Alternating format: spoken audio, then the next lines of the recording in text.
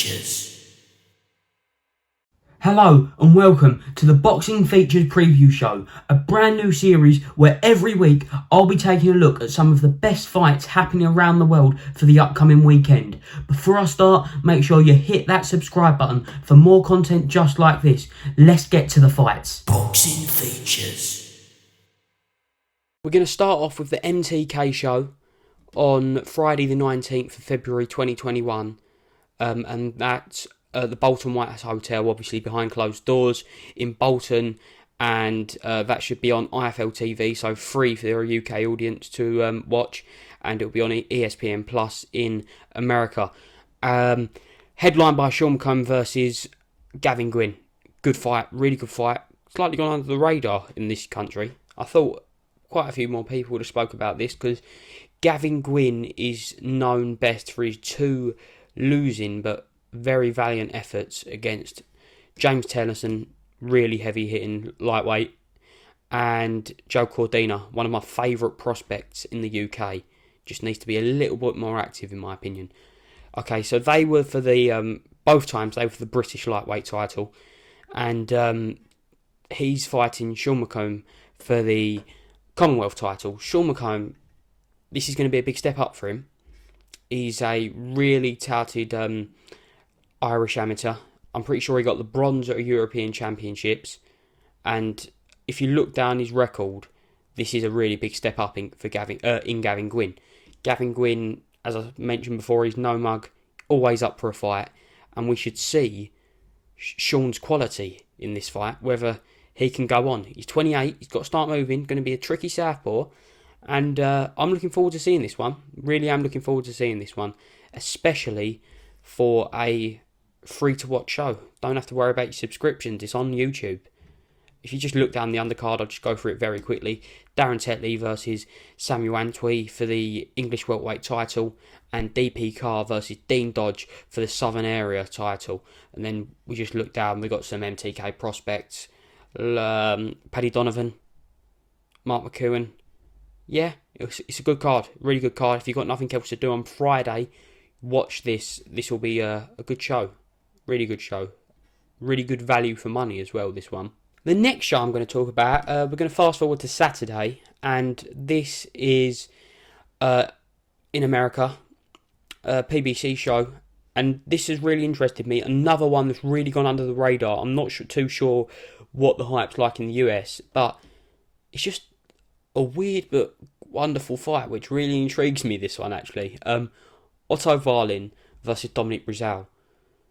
Two contenders fighting it out, and we'll see what they're made of, because if we just look at Otto Violin, everyone knows him for his really good effort against Tyson Fury, but he hasn't really fought anyone else apart from Fury. He obviously gave that huge cut to Fury early on in the fight, and Fury got the decision in the end. That was in September of 2019, and we all know what Fury's gone on to do in knocking out Deontay Wilder. So PBC signed him, I believe, and now he's fighting Dominic Brazil. Okay, so Brazil, we know he's a really heavy hitter. Look at that, 20 wins, 18 coming by way of KO. Only 2 losses. We know who those 2 losses are. It's he got knocked out by Deontay Wilder in that 1-round shootout, which was really entertaining. Probably lasted, I think, just over 2 minutes. And he got knocked out in round 7 in 2016 by Anthony Joshua for the IBF title. So no shame in losing to Wilder and Joshua there. And then apart from that, you look down his record, and you got Eric Molina, decent fighter. Yeah, no big names, no names that stand out. So I think we're actually going to see at what level Brazil is against Otto Violin, and what level Otto is as well, because they've kind of gone from good fighter, they're good fighters who they've been fighting, to elite level world champions. They haven't had that middle of the road apart from Brazil with Eric Molina. They haven't had that stepping stone. So the winner of this is in a really, really good position. Then we just look at the undercard. Another one that really got me. Adrian Broner's back. Adrian Broner's had over 2 years out of the ring. I know obviously COVID stopped everything, but he's back. Broner is back. And he's fighting GWYNNE Santiago. I don't know much about Santiago. If we just look at his record here, he's from Puerto Rico. Ranked 89th in the world, yeah. But I think it's just a comeback fight for Broner. Obviously, he last fought in 2019 when he lost to Manny Pacquiao. And it'd be good to see him back. He's one of those guys that everyone seems to love to hate. And he always possesses power. He's always entertaining. And you never know what's going to happen in an Adrian Broner fight. Look at that. See, he's only really lost to the best, isn't he? Look at that. Manny Pacquiao, obviously no shame in losing to one of the GOATs of the industry. Jesse Vargas, he got the draw against. Mikey Garcia, he lost. Mikey Garcia, another elite level opponent. Sean Porter, again. And Marcus Maidana. Come on now. There is only losses. Okay, so very quickly, I just want to take a look at this. This caught my attention. Another fight that's gone under the radar. We've got a really good weekend of boxing, actually. Fyodor Chudinov versus Isaac Chilemba. Fyodor Chudinov, obviously we know that's the guy who George Groves beat when he finally won the world title. And look, that was his last loss. That was way back in 2017. And his only other loss is Felix Sturm. And Felix Sturm, he actually beat. And then Felix Sturm come back and avenge that loss. Look, he beat Frank Buglioni, and he's been working his way back up the ranks. Hassan and Dam, Umar Sadiq. Okay, right, and now he's fighting Isaac Chilemba. If you don't know Isaac Chilemba, look at his record: 26-7-2. But now, if you look at the names on his resume, unbelievable. Look at this: Maxim Vlasov, Dmitry Bivol, Alexander Dvorak, Erdai Alvarez. Come on now, look at this. Obviously, UK fans may know him from Tony Bellew. He got a draw against Tony Bellew in Liverpool way back in 2013, but Tony avenged that draw and got the win back. He's a good fighter, Isaac Chilemba. But what really interested me here is, look at this. So, Chilemba's last fight was December 2019, relatively recently. But now look, fought at cruiserweight. Okay. Then we look at other fights before this. Light heavyweight. Keep going down, and he's been fighting at light heavyweight. He's a light heavyweight fighter. And I may be wrong, but I'm pretty sure the last time he fought at super middle was in 2008. So I really don't know if he's going to make this weight or not. I'll try and keep you updated on this, because this really intrigued me. Because this fight, if we look at it, it's at super middleweight. Fyodor Chudinov's a super middleweight. So I'm interested. 32. So 32. That is. It's not the oldest. It's not the oldest, but it's old to be going down 2 weight divisions in a matter of not even 3 months. Not even 3 months. Or it might be just over 3 months, actually. Because he fought in December of last year. That's quite incredible if he makes this weight. And I'll try and keep you updated on this one, because this has really interested me. Here we go. Time for some world title action. Miguel Berchelt versus Oscar Valdez. Can't wait. Absolutely can't wait. Again, it's gone under the radar. I can't stress it enough this weekend how many fights have gone under the radar, because it seems like everyone's talking about the fight that I'll be talking about very shortly in the Matchroom card. But if we just look at this, I know it's in America, it's in the MGM bubble, the Top Rank bubble, which is just well done for Top Rank, just continually putting great shows on in the bubble. I know the start they weren't great, but they got boxing back rolling, and I salute them for that. But look at this, come on. Cannot wait for this. Miguel Berchelt, 37-1, 1 KO. But then I'll just quickly take you to the loss. The loss was in 2014 to Luis Eduardo Flores. But since then, absolutely unreal. Unreal what talent this boy is, honestly. look at this. The amount of times he's defended his title as well. I think it's his 6th title defence, might even be his 7th, and it's a hard title defence. It's going to be his biggest fight to date, and it's Oscar Valdez. 28-0. Former WBO featherweight title holder. He relinquished that title in 2019 after he fought Jason Sanchez. Moved up in weight division, so he could become a 2-weight world champion. He's had wars. He's known for having wars. He possesses so much power. Who saw the Scott Quick fight? That was an absolutely amazing fight. I was watching the Top Rank documentary, which is on YouTube, which is really good. I really highly recommend that. And they was just saying how Oscar Valdez moved trainers after that to Eddie Reynoso. Obviously, Eddie Reynoso, trainer of Ryan Garcia and Canelo Alvarez. But that was just a fantastic fight. And he's had some wars. He's had some really, really, really good wars and some fantastic knockouts as well, Oscar Valdez. I really can't call this fight. It's a pick'em. It is a pick'em. 2 Mexicans going head to head. I know there's a bit of history there, as the documentary, I found out in this documentary that to do with who went to the Olympics. Oscar Valdez, I think, went to the Olympics in the end. And Miguel Berchelt, I don't think, was too happy about that. And look at this. So, it's number 1 versus number 2. Really looking forward to this. It's just a great fight. And I'm surprised it's not for the Ring magazine, to be fair. But I think it's just because here, this is BoxRec rankings. Jojo Diaz, he got a draw last weekend, didn't he? And Carl Frampton's fighting next week. Fighting Jamel Herring. We'll talk about that next week. But no, just a really good fight. Really looking forward to it. I don't think any major broadcasters in the UK have picked this one up, so I'm assuming it will be on Fight TV. But if you can watch it, because I don't think you'll be disappointed. I'll be disappointed if it isn't a Fight of the Year contender fight. I know that's a big statement, but I think it's got the potential to be Fight of the Year standard. Okay, so this is, if you're a UK fan, this is probably why you've clicked on this video. This is the big fight. The big fight this weekend in the UK.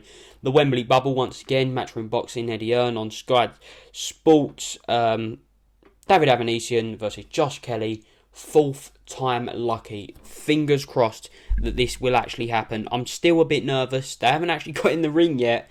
So when they get in the ring, then I know it's going to happen. But it's been called off, as I say, 3 times, 4 dates. I can't wait. Please can it happen now? So for the European welterweight title, it's just a phenomenal fight. It's just a real phenomenal fight. It's great matchmaking. Fantastic. Look at Josh Kelly. Obviously, Josh Kelly, Olympian, just really talented. Got all the talent in the world, but can he translate it to the pro ranks? They've moved him quickly. They have really moved him quickly, and so they should do. Obviously, he got the draw against Ray Robinson. It weren't a great performance, but everyone has their off days. I'm pretty sure everyone had an off day in the Matchroom stable that night. Anyway, that was the Andy Ruiz upset at Madison Square Garden on June the 1st, 2019. And he's had 1 fight since then against Winston Campos. And that was over in America, wasn't it? Yeah, I'm pretty sure that was on the undercard of, I'll just check that now, I think it was on the undercard of Danny Jacobs versus Julio Cesar Chavez Jr. Yeah, it was. So that was December 2019. He hasn't fought during the pandemic behind closed doors yet, and this is a big fight. Really big fight for him. David Avanesyan, former world title challenger, top tier fighter. World class, in my opinion. World class. I remember watching this last fight against Jose Del Rio, and this was one of the early Matchroom Spain shows, and it was one of them ones I didn't even really know what was going on, and it just popped up on my phone, and I thought, I'll stick this on. I think it was on a Thursday night or something like that, and I was like, oh, wow, David Avanesyan's on here, and he absolutely obliterated this guy in the first round. It was a fantastic, absolutely fantastic performance. Obviously, he's lost against Lamont Peterson, which is, he weren't great that night. And obviously, the big name on his record is Shane Mosley, but that's a 2016 Shane Mosley, and still a great name on your record, still a great fighter, but that's nowhere near a prime Shane Mosley. So just look.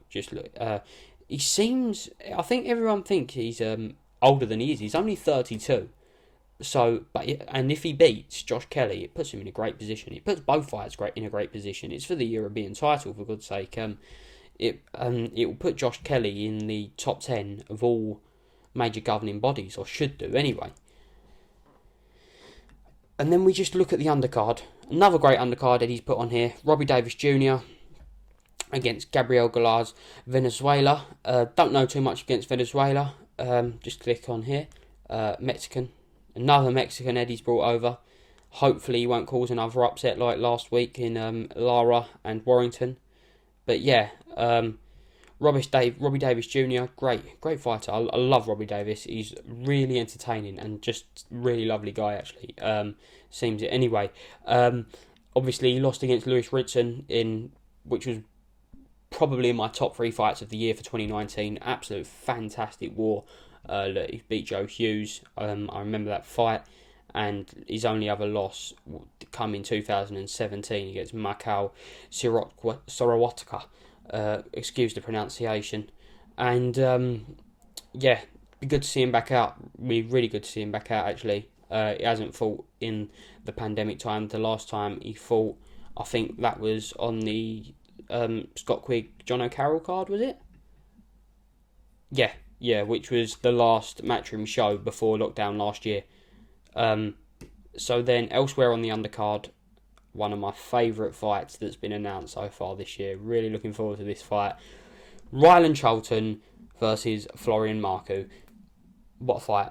It's really going to be an entertaining fight. It's a pick-em again. Rylan Charlton, obviously, last time out, it was his big lottery ticket fight, really, against Joe Law's big Newcastle ticket seller, and he disposed of him pretty comfortably, really, didn't he? Got a round 3 KO, and he really impressed me. He looked like he had a bit of everything, really. I really liked the look of Ryan Charlton, and he sounds game as well against the Albanian warrior Florian MARKU, another absolutely huge ticket seller, sells out arenas by just the Albanians. He's an Albanian hero, the guy. And again, this is a big step up for both guys. Last time out on the Anthony Joshua undercard, Florian MARKU got a draw, and he really weren't happy about that, was he? He really wasn't happy. That was against Jamie Stewart. But no, Rylan Charlton, what a great fight. It's a pick-em. Personally, if I try and break down the fight a little bit, MARKU hasn't got one-punch knockout power from what I've seen in the past. He really just takes his time, but just goes on you. He's not always looking for the one-punch knockout, as I say, but he keeps on coming with heavy punches. And if Rylan Charlton can move a bit, escape them, get on the jab, we know Charlton does have power. It's hard to analyse because it's probably going to be a war. It's a 10-rounder, and I don't think either of the guys have ever gone 10 rounds. I'll just make sure of this with Rylan Charlton. I'm pretty sure that he's never gone 10 rounds either. No, look, they've never gone 10 rounds before. I think they're two in-shape guys, obviously, so conditioning is going to play a big factor in this 10-rounder, but I don't think it's going to go the distance. I really don't. We've also got Jordan Gill versus Siddhar Juarez. Jordan Gill was meant to be out last year, but he contracted COVID quite badly, actually, apparently. He was saying on TalkSport the other day, which I didn't know, actually. Last time he fought was on a fight camp show. I think it was the first fight camp show. Yeah, it was. He was the first person to fight at fight camp. He beat Reece Bellotti. Great name on the record. Love Reece. Obviously, his only loss came to Mario Enrique Tinoco, another hard Mexican. He was saying, actually, that he's 1-1 with Mexicans at the minute, and this Mexican on Saturday is going to be the decider, best of 3, and he's really looking for the win. And it's a good step up for him. It's a good fight. I'm really looking forward to this one. Siddhar Juarez, he's got some He's lost 9 fights, I think he has, hasn't he? Yeah, he's lost 9 fights, but they've all been at a high level. Carlos Castro, Angelo Leo. He went 11 rounds with Angelo Leo. Yeah. Isaac Dogbo, yeah. Some good fighters here. Nonito Donaire, yeah. So look, he's fought at that high level before, and it'll be good to see how Gill copes, because Gill needs to move. He needs to move on now. Look, 25-1. He's only 26, but he seems like he's been around forever, actually, Jordan. And so let's get him going now. I'm looking forward to this. Maybe somewhere like a European title level next, if he comes through Juarez. I'm looking forward to it. Final fight on this show, and final fight I'm going to talk about for this weekend, is Johnny Fisher's pro debut. 6th rounder against Matt Gordon. New heavyweight to the division. British. Looking forward to him. Very local to me. Trains about 5 minutes from where I live with Mark Tibbs, and I really hope he does well. Really do hope he does well. Okay, so that's it for today's show. Thank you very much for watching. First show that was. Let me know what you think in the comments below. Make sure you like and subscribe, and make sure you join me on Monday for the Boxing Features Boxing Review show, where I'll be reviewing all the fights I just spoke about. So if you didn't get a chance to watch them, I'll be talking about them. Thanks very much, guys. See you soon.